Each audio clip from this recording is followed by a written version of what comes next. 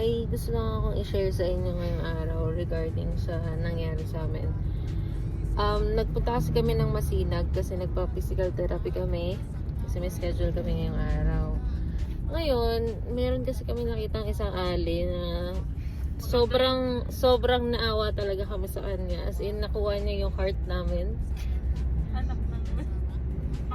So sa sobrang awa namin, ang napagdesisyon namin na isabay na lang siya kasi nga nakakaawa talaga. Ang dami niyang bitbit, basa na siya kanina. Tapos ang dungis na niya ngayon. Ito siya, guys. Hoy, Sana, makinis pa rin yung kahit. saan po kayo nakatira? Ma'am? Sa kabit. Pwede niyo po ba kayatin sa kabit? Pakibaba na lang yung natulungan natin.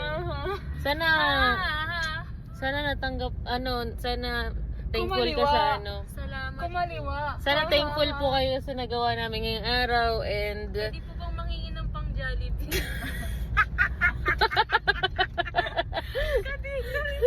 Hoy, ang ganda ng Yun po. pag pang Jollibee ako. No? Sahod ko ngayon. naawa po talaga kami kanina. Sobrang naawa talaga kami.